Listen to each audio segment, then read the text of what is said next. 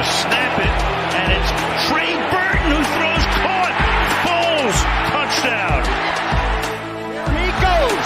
It's Hester. Inside the 30. Hester's going to take it all the way for a touchdown. Fields stumbling, trying to cut it back. Justin Fields making magic happen. There goes Fields. Touchdown! Hurts on first down, fires downfield. It's Deshaun Jackson back in the lineup. Missed the last 7 games, and he will take it 81 yards. A somersault into the end zone. His first touchdown of the season.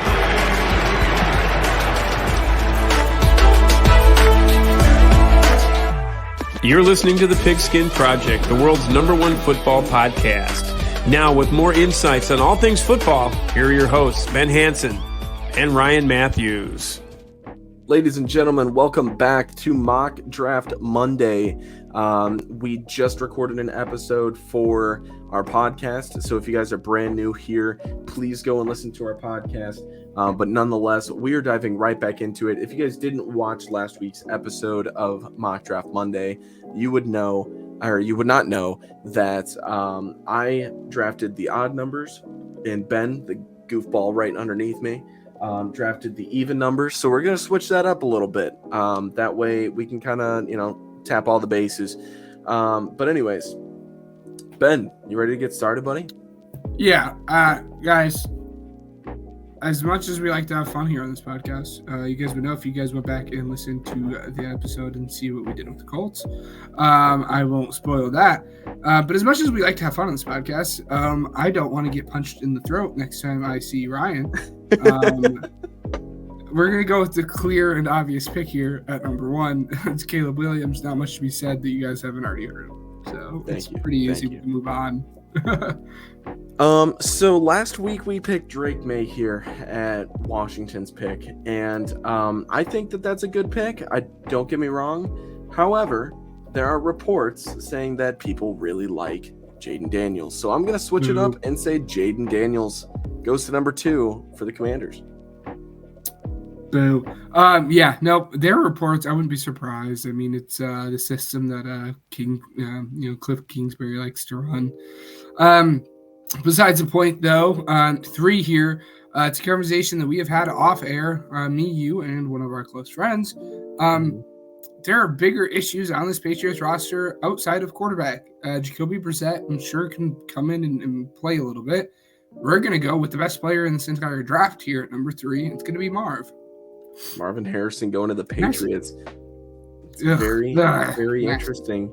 Don't like the Cardinals now. There's several teams probably calling for Drake May right now. However, the Chargers are next to pick, and they don't need a quarterback. What they need is a wide receiver. And I know that if I'm the GM of the Cardinals, a guy like Malik Nabers isn't going to fall to me if I trade back. So I'm going Malik Nabers here at 4. Oh, there you go. All right. So, yeah, if you're the Chargers, you're kind of punching yourself and you're throwing fists in the air and saying, I wanted him. But this opens up another spot that you guys are probably pretty used to seeing here. There's a team that owns 2 first-round picks in this draft class that wants to trade up and get their quarterback. And their quarterback has fallen right into their laps. Pretty easy. If I'm Minnesota, I'm offering probably 11, 23, and like a third next year. And we're going to call it a day. And the Chargers are going to say, thank you very much. We have a lot of needs. And they're going to trade up, and they are going to make it nice and easy for us. And they're going to take Drake May. All right. The Giants are like, well, dang it, man. Thought he might be there. What do we do? That was definitely the route that I was looking to go. But nonetheless, the Giants need help at wide receiver. This core is not very good. They don't have a surefire number 1 guy, and I'm very confident that Rome Odunze is going to be that guy for them if they end up drafting him. So I'm going Rome Odunze here at 6. There you go. All right. As the Titans, it's pretty easy for me. We want maybe we're looking at getting a pass catcher. All three of them are gone unless I wanted to go the Brock Bowers route, which I don't. I'm going to continue to build up this offensive line, give Will Levis the best possible, chance he has to succeed, and we're going to go Joe Alt. Clearly OT won in this class. Anyone who tries to tell you different is wrong.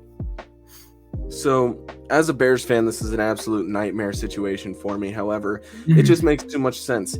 I love Dallas Turner, and I think that he is the best edge rusher in this class for me personally.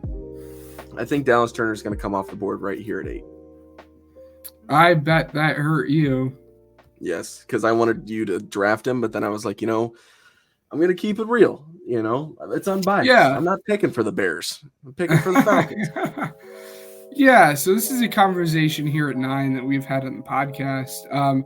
I think if I'm Ryan Poles, the best, the number one thing I can try to do right now is trade down. The guy I was targeting there at 8 is gone, and Dallas Turner. I want to trade down. If there's any team that wants to trade up, I am more than happy to listen to offers. You hear that? Oh my gosh, my phone's hello. My phone's ringing. Yeah. Hey, it's Cincinnati. I'm interested in a tight end here, and I've got a pick here at 18 that I think that you might be interested in. I have a second round pick at 49. I'm thinking maybe you'd be a little interested in that. Where are we in trade negotiations here? Do you think that's enough, or you're falling back 9 spots? You know me. I only have four draft picks this year. If you can give me a top 50 pick, we like it. We'll accept this. All right, no problem. So then at that point, phone hangs up. The draft, or the league is notified. There has been a trade. The Cincinnati Bengals trade up to 9 and select Brock Bowers. And then right after that, the Jets are on the clock thinking, dang it, man, he would have been fun to pair up with Aaron Rodgers, that wide receiver class, the Green Bay Jets, essentially, Randall Cobb and Alan Lazard that were kind of kept quiet. But nonetheless, you do have Garrett Wilson, and they would have been very nice to pair up with a tight end, like Brock Bowers. But unfortunately, Cincinnati decided to do the smart thing and trade up for a position of need. But looking at the Jets here, they could be thinking a lot of things, right? Like I said, Randall Cobb was high on their depth chart, so they could be looking at wide receiver here. Brian Thomas, I feel like, is a little too early, though. You're looking at some of the tackles in here, and I think that that's potentially something that you could do. I'm going to go ahead and pick, Talise Fuaga here at 10, just to protect Aaron Rodgers and hope to God that Achilles doesn't pop again. Yeah, there you go. You have pretty much, as the Chargers, the nightmare scenario is upon me. I was hoping I would move back, be able to get at least one of them, the pass catchers, maybe Brock Bowers, or at least bolster my offensive line in Fuaga, and everything is gone. The two guys I were targeting got picked in the 2 picks right before me. Again, absolute just a killer of a draft. Not too happy with the way the board fell out for me, but I guess we will continue with, with this tackle run, I guess. Let me see who's on the board there for the. Of course. In terms of tackles. Gosh, there's not one. I am not as high on everyone, as Troy is. If you guys listened to the podcast last week, you guys will know that. We're gonna get a little funky with it. Do you want to go ahead and go to the cornerbacks for me? Corners, you said? Yeah. Yeah, the corners. We're gonna go with who I think is the top corner in this class. There's no one that's really playing on the outside of Asante Samuel there in LA, anyways. And all the guys I wanted are gone, so we're gonna go ahead and get who I believe is the best player on the board at this point, Quinyon Mitchell. I think, me personally, right, because he's still here, I'm not going to criticize you. I'm picking the even numbers. However, I think Byron Murphy would have been fun to pair up with those 2 edge rushers. Oh, he would have been fun, yeah. Yeah, but it's okay, no judge. So, 12. The Broncos, man, they still have no quarterback, and I still think that, it's ridiculous that J.J. McCarthy is still on the board here. Yep. You would expect somebody after all of this smoke to be, oh my gosh, we're going to get a trade up for J.J. McCarthy. Guess what? JJ's going to Denver.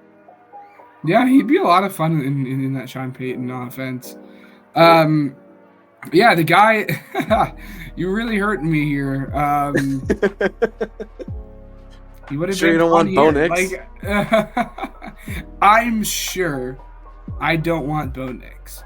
I guess we will take the we'll continue to build through the trenches here, and we'll take Olu Fashanu here. All right. We're gonna just again we're gonna play our smash mouth football. We are going to build through the trenches. We're gonna play in the AC way, and we're just gonna build along the offensive line here and pick who we think is the best offensive lineman available at this point in the draft. Yeah. Saints, man, rough situation. I mean, 2 tackles already off the board, and to be honest with you, 3 tackles already off the board. Or 3, yes, because I forgot that, yeah. Anyways, Joe Alt exists.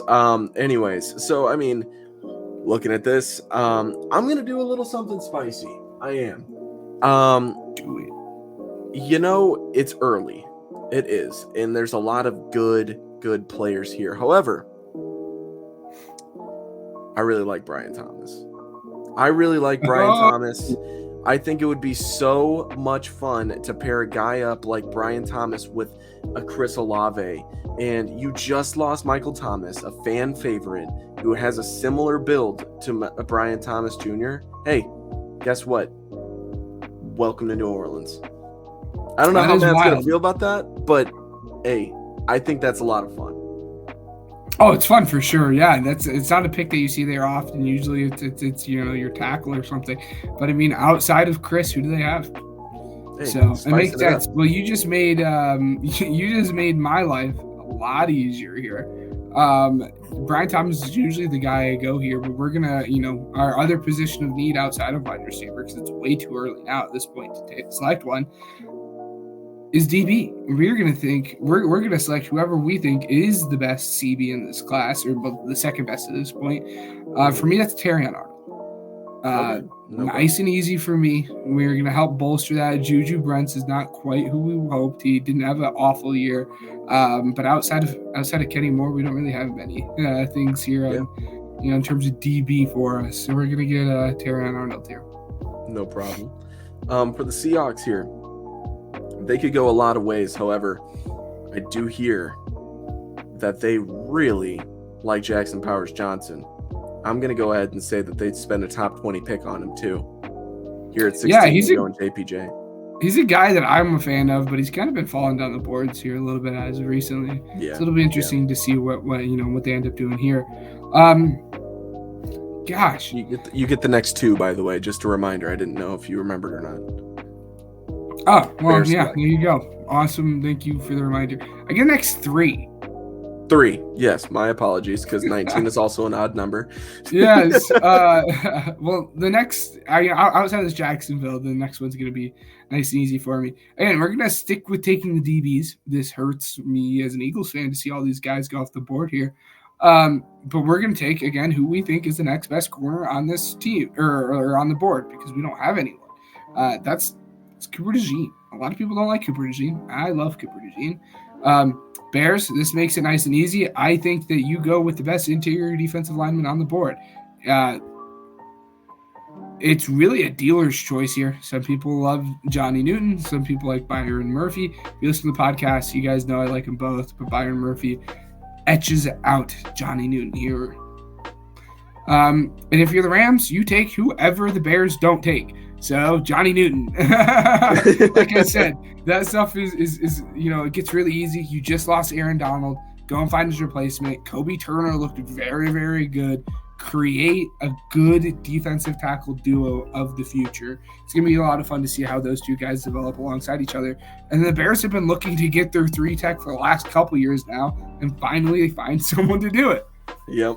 And I mean, Gervin Dexter's one thing, but I mean, you did lose an interior defensive lineman to free agency as well. So, I mean, getting another young guy, another young blue chip player nonetheless, to fill that hole, I mean, that's good for the defense. For the Steelers, however, They were hoping maybe another wide receiver. They got rid of Deontay Johnson. Their quarterback situation's fine. I'm not entirely sure why PFF says that quarterback is their top need here. But I can agree that offensive line needs help. And I'm going to go ahead and pick Troy here at 20. That was tough. That's exactly who I wanted. Took my guy out from right underneath my nose here with the Dolphins. But the Dolphins, again, Robert Hunt just got signed away. Armstead's getting old. We don't know when he's going to retire. So we're going to go to the tackle position here. J.C. Latham is not quite my guy. So we're going to go with the next best option, a guy that you can mold into a guy that is a moldable ball of clay. And he's going to benefit from sitting behind Armstead for a year. We're going to go with Marius Mims. No problem. And I hope, listen to my plea. You do with it what you want. There are a lot of guys down the board here that want a wide receiver. If I don't pick here at 22, you're Howie Roseman. But if there's a team that wants to trade up, just think about it as a possibility. Just know Howie doesn't usually stick and pick here. I think I get what you're hinting at. Yeah. I think I get what you're hinting at. All right. You do you, though, Hold on. Wait a minute. Hold on. I got two phones now because they're both even numbers. Hey, this is Buffalo. Hey, this is Philly. Let's talk trade. All right. So, hey, Buffalo just traded away Stephon Diggs. That's a huge, huge hit. And, who could fill that role better, as a younger guy than Adonai Mitchell, right? So that's who the Bills are trying to get. So obviously it's going to be 28 and 22. You're only falling back 6 spots, so I don't think it's going to be as expensive as somebody would initially think. I'm going to say it's going to be a future 4, and I'm going to throw in, Chicago's pick from the Mitch Morse trade in 5 and just call it a deal. Just because, this isn't too much, but at the same exact time, it's there's a lot of guys that the Eagles are going to be able to get at 28. This class is very stacked. The way that the board has fallen for Philly, it's going to be okay. So At the end of the day, it works out for both sides.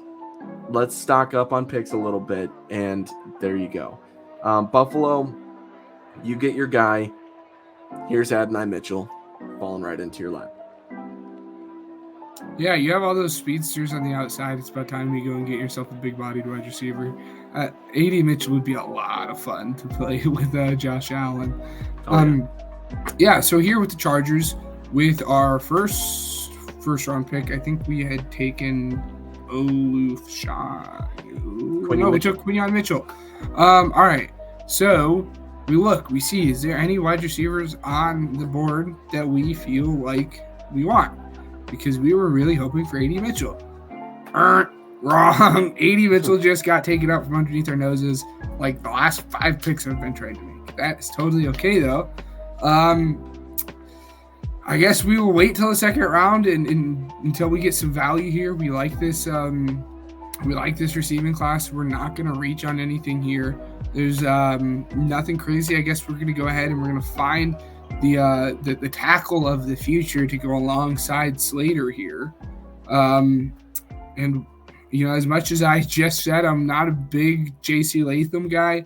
He's staring me right in the face. It's hard for me to pass up on him. So we're going to go ahead. We're going to get J.C. Latham, and we're going to trade and play left tackle. He's naturally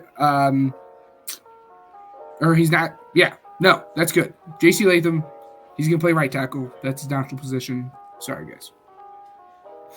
All right. For the Cowboys, obviously, I really disagree with PFF. Their wide receiver room is pretty decent. I don't know. Outside of CeeDee Lamb, Cooks has been fine. Gallup, that's pretty decent. They cut Gallup. Gallup's in here. Oh, you're right. My bad. Yeah, what are you doing, you non-ball knower? Yeah. So, I'm looking through this. Oh, Leighton Vander Esch, he retired. That's kind of interesting, right? Too. Let's have some fun. I think Dallas fans would probably burn you on a stake if you took a linebacker. What if I did it anyway? Peyton Wilson. That's so frustrating. Jerry Jones getting his guy. Yeah, this pick is always really difficult. I kind of don't know, I really don't know where to ever go with this pick here. Their GM has never taken an offensive lineman in the first round. There's an abundance of edge rushers, but it's a gosh darn shame they don't need one. But yeah, they've never taken an offensive lineman in the first round. We're going to go ahead and we're going to do it here today. We're going to go with Graham Barton. He's a guy that can play anywhere along that offensive line. And he's going to slot in. He's going to be a quality starter for him for the next 10 years. And you're not going to like him because he's going to help his running back rush for 200 yards against the Bears, pal. This guy is really, really, really good. And there's two different directions that the Bucs could go in this scenario for me. However, one guy doesn't have the injury history, and I'm going to go with Jared Verse and keep him in Florida here and send him to Tampa Bay. Yeah. Yep.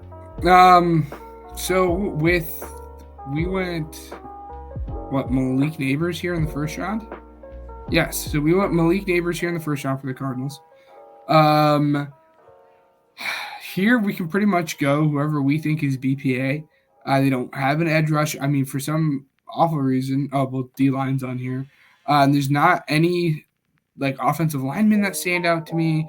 There's not any wide receivers that stand out to me, even though we already had Neighbors. I wouldn't be completely shocked if they doubled up. But we're just going to go at this point BPA. And we're just going to go Leato. All right. Gosh, this board fell very nice with that guy staring me at the face. Exactly. Yep. The Eagles are ecstatic. Nate Wiggins, welcome to Philly. Yeah, it worked out. You trade down, you still get your cornerback of the future, right? And again, if you're the Lions, yet again, another pick taken out from right underneath my nose. I'm upset now. I was jumping up and down saying, we're getting our corner. Yeah. And then sure as heck, you just got taken there, huh? But we are in so desperate need of getting a corner. If you guys aren't aware of their cornerback situation, go and look into that. I'm not going to explain it to you because I don't want to. But I'd love TJ. I'm not going to do TJ. I did that on the last episode. But we are going to go with corner. We're going to go with Kool-Aid. He screams very Dan Campbell to me. Yes. So yeah, we're gonna go with Kool-Aid. All right. Next up, the Ravens. So this one, oh man. I mean, do you look at Tyler Guyton? I mean, I don't really.